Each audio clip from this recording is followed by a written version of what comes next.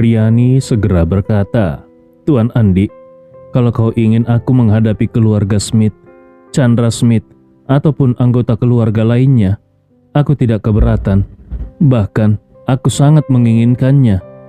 Tetapi, aku tidak ingin berperang dengan ayahku dan dua saudara tiriku. Selain mereka bertiga, siapapun yang bermarga Smith adalah musuhku." Riani yang enggan melibatkan diri dalam konflik langsung dengan ayah kandung serta saudara-saudaranya malah membuat Andi merasa lega.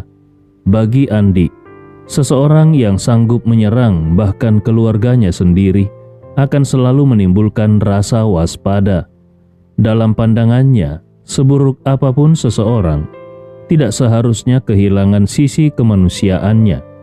Kalau seseorang benar-benar tidak memiliki rasa kemanusiaan, dia bisa saja hari ini setia, tapi esok hari berkhianat tanpa ragu. Hal ini membuat Andi merasa bahwa meskipun Riani pernah memusnahkan keluarga Akihiko, tetapi Riani tetap memiliki hati nurani. Tindakan itu semata-mata karena melaksanakan perintah, seperti seorang prajurit yang harus mematuhi semua perintah komandannya tanpa kecuali. Setelah memikirkan sejenak, Andi Rewa berkata, "Kita berdua memiliki dendam besar terhadap keluarga Smith. Kau membenci Chandra Smith, sedangkan aku membenci Arya Smith. Kau mungkin ingin Chandra Smith membayar atas apa yang telah dia lakukan, sementara aku membutuhkan penjelasan dari Arya Smith. Jadi dalam menghadapi keluarga Smith, kita perlu bekerja sama sebaik mungkin." Riani ragu-ragu sejenak sebelum bertanya, "Tuan Andi, apakah kau membenci ayahku karena aliansi anti keluarga Rewa di masa lalu?" Andi Rewa mengangguk dan berkata dengan nada dingin, "Arya Smith adalah pemimpin aliansi anti keluarga Rewa. Dia mengorganisir orang-orang untuk menyerang ayahku dengan segala cara. Meskipun aku belum tahu sejauh mana keterlibatan aliansi itu dalam kematian ayahku, tapi hanya dengan nama itu saja sudah cukup untuk menjadikannya musuhku." Riani kembali bertanya, "Tuan Andi, apakah kau akan membunuh ayahku karena aliansi itu?" Setelah berpikir beberapa saat, Andi Rewa berkata dengan tegas, "Kalau aliansi itu bukan penyebab langsung kematian orang tuaku, dan kalau Arya Smith tidak terlibat langsung dalam pembunuhan mereka, aku tidak akan sembarangan mengambil nyawanya. Aku akan menghukumnya sesuai dengan dosa yang telah dia perbuat." Namun, ekspresi Andi Rewa menjadi dingin saat dia melanjutkan, "Tetapi kalau dia bertanggung jawab atas kematian orang tuaku, aku pasti akan mengambil nyawanya untuk mempersembahkannya kepada arwah mereka." Riani hanya bisa mengangguk pelan. Walaupun dia tidak ingin suatu hari nanti ayah kandungnya harus menghadapi Andi, dia tahu betul bahwa ini adalah hal yang di luar kendalinya. Andi Rewa lebih kuat darinya dan hidupnya pun pernah diselamatkan oleh Andi. Dia tidak berhak mencampuri atau mempertanyakan keputusan Andi dalam membalas dendam untuk orang tuanya. Dia hanya bisa berdoa dalam hati, berharap ayahnya tidak bersalah dalam kematian orang tua Andi. Kalau tidak, dengan kekuatan Andi Rewa, membunuh Arya Smith akan menjadi hal yang mudah. Setelah merenung sejenak, Riani bertanya dengan hati-hati, "Tuan Andi, kapan aku bisa menghubungi ibuku?" Andi Rewa menjawab, "Belum sekarang. Tunggu sebentar lagi. Identitasmu saat ini terlalu sensitif. Berita tentangmu sudah menjadi perhatian besar di seluruh Asia, dan pemerintah Jepang juga sangat ingin menangkapmu. Kalau berita bahwa kau masih hidup tersebar, aku tidak akan bisa melindungimu." Kemudian dia menambahkan, "Aku menyarankanmu untuk bersabar dulu. Ketika waktunya tepat, aku akan mengatur agar kau bisa menghubungi ibumu." Riani mengangguk dengan hormat dan berkata, "Baiklah, aku akan mengikuti semua perintahmu." Andi Rewa mengangguk dan berkata, "Selama beberapa hari ke depan, gunakan waktu ini untuk beristirahat. Riani menjawab dengan cepat, "Baik, Tuan." Andi Rewa tiba-tiba teringat sesuatu dan bertanya, "Oh iya, tadi saat aku masuk, sepertinya kau sedang berlatih, benarkah?" Riani yang mengingat dirinya hanya mengenakan pakaian olahraga saat itu merasa malu dan berkata dengan pelan, Betul Tuan. Biasanya aku memang berlatih setiap hari." Andi Rewa penasaran dan bertanya, "Sebagai seorang ahli seni bela diri, apa yang biasanya kau latih?" Riani menjawab jujur, "Biasanya aku berlatih seni bela diri warisan keluarga Tanujaya." Andi Rewa bertanya dengan penuh rasa ingin tahu, apakah itu seni bela diri eksklusif keluarga Tanujaya? Riani menjelaskan, "Tidak juga. Sebenarnya itu mirip dengan Wing Chun." Mendengar hal itu, Andi Rewa berniat untuk membimbingnya sedikit, sehingga dia berkata, "Riani, aku ingin memeriksa nadimu. Apakah itu memungkinkan?" Tanpa berpikir panjang, Riani menjawab, Tentu Tuan Andi, silakan." Setelah itu dia mengulurkan tangan kanannya ke depan Andi. Dengan lembut, Andi meletakkan ujung jarinya pada pergelangan tangan Riani dan seberkas energi spiritual mengalir melalui nadinya, masuk ke dalam tubuh Riani. Energi spiritual itu menjelajahi tubuh Riani, dan Andi segera menyadari bahwa dari 8 pembuluh luar biasa di tubuh Riani hanya terbuka 2 jalur. Disebut 8 pembuluh luar biasa karena bagi kebanyakan orang, pembuluh-pembuluh ini secara alami tertutup. Apakah pembuluh ini terbuka atau tidak, serta seberapa banyak yang terbuka, sangat mempengaruhi kemampuan seseorang.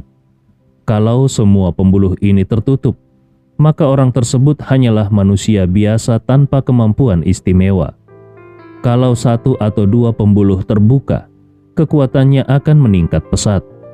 Kalau semua ke-8 pembuluh itu terbuka, bisa dikatakan seseorang hampir mencapai puncak pelatihan seni bela diri dalam. Saat ini, Riani hanya membuka 2 pembuluh. Masih ada 6 pembuluh lagi yang tertutup. Kalau dia bisa membuka 1 pembuluh lagi, kekuatannya akan meningkat 2 kali lipat. Namun, dengan metode tradisional, hampir tidak mungkin membuka semua 8 pembuluh luar biasa. Dalam keluarga Tanujaya saja, hanya 1 leluhur dalam ratusan tahun terakhir yang berhasil membuka 4 pembuluh. Selebihnya yang terbaik hanya berhasil membuka 3 pembuluh. Saat ini satu-satunya anggota keluarga Tanujaya yang berhasil membuka 3 pembuluh adalah kakek Riani, Reza Tanujaya. Setelah 40 tahun sejak dia membuka 3 pembuluh, tidak ada lagi anggota keluarga Tanujaya yang mampu mencapai tingkat itu. Bagi kebanyakan anggota keluarga Tanujaya, membuka 1 pembuluh saja sudah merupakan pencapaian terbesar sepanjang hidup mereka. Riani yang baru berusia di awal 20-an telah berhasil membuka 2 pembuluh darah. Dalam keluarga Tanujaya maupun keluarga besar seni bela diri lainnya, pencapaiannya ini sudah termasuk yang terbaik di antara generasi muda. Dan Riani sama sekali tidak berani bermimpi untuk membuka jalur ketiga dari 8 pembuluh luar biasa. Keinginannya yang paling besar saat ini adalah memperlancar 2 pembuluh yang telah terbuka, karena keahlian seorang praktisi seni bela diri dalam diukur dari beberapa dimensi. Salah satunya adalah jumlah pembuluh yang berhasil dibuka. Dimensi lainnya adalah seberapa lancar aliran energi dalam pembuluh-pembuluh tersebut. Setelah memeriksa kondisi Riani, Andi Rewa merasa sedikit terkejut. Dia menyadari bahwa kalau dia tidak mendapatkan buku ajaib dan hanya mengandalkan ilmu Wing Chun yang pernah dia pelajari saat kecil, dia mungkin tidak akan pernah berhasil membuka 1 pun pembuluh. Kalau itu terjadi, dia akan terlihat seperti seorang pemula tanpa kemampuan di hadapan Riani. Namun, dengan keberuntungannya memperoleh buku ajaib, kemampuan mengendalikan energi spiritual, serta bantuan jamu regenerasi, kekuatan Andi sekarang berada di tingkat yang bahkan tidak bisa disaingi oleh praktisi yang telah membuka semua 8 pembuluh luar biasa. Dengan niat baik, Andi memutuskan untuk membantu Riani. Dia menggunakan seberkas energi spiritual untuk meningkatkan kelancaran salah satu pembuluh milik Riani. Riani segera merasakan perubahan yang signifikan. Perasaan itu begitu nyata baginya. Sebelumnya, dia merasa seperti seseorang yang terkena flu parah, dengan hidung yang sebagian besar tersumbat, hingga membuat pernapasan menjadi sulit. Tetapi sekarang dia merasa pernapasannya tiba-tiba menjadi sangat lancar, sebuah perubahan yang seolah-olah dunia telah terbalik. Dia memandang Andi Rewa dengan keterkejutan luar biasa dan bertanya dengan suara gemetar, Tuan Andi, apa yang kau lakukan? Bagaimana bisa salah satu pembuluhku tiba-tiba menjadi sepenuhnya lancar? Andi Rewa tersenyum ringan dan berkata, aku hanya melihat kalau aliran energi di salah satu pembuluhmu tidak terlalu lancar. Jadi aku membantu melancarkannya. Seluruh tubuh Riani terasa seperti disambar petir. Apa? Sebagai seseorang yang telah berlatih seni bela diri selama lebih dari 1 dekade, dia sangat memahami betapa pentingnya kelancaran aliran energi dalam pembuluh. Praktisi seni bela diri sangat memperhatikan 2 langkah: jumlah pembuluh yang dibuka dan tingkat kelancaran aliran energi dalam pembuluh tersebut. Keduanya harus seimbang. Selama ini, Riani berharap bisa meningkatkan kelancaran pembuluh darah miliknya. Namun dia tidak pernah membayangkan bahwa dalam waktu singkat, saat Andi memeriksa nadinya, dia akan meningkatkan kelancaran pembuluh darahnya. Menurut catatan keluarganya, bahkan leluhur keluarga Tanujaya yang telah membuka 4 pembuluh tidak bisa mencapai tingkat kelancaran pembuluh yang sempurna. Kini Andi bukan hanya membantu Riani mencapai tingkat kesempurnaan, tetapi juga memperkuat fondasi seni bela dirinya menjadi lebih dari 2 kali lipat. Hal ini tidak hanya membuat kemampuan Riani meningkat secara signifikan saat ini, tetapi juga membuka jalan masa depannya dalam seni bela diri menjadi jauh lebih mulus.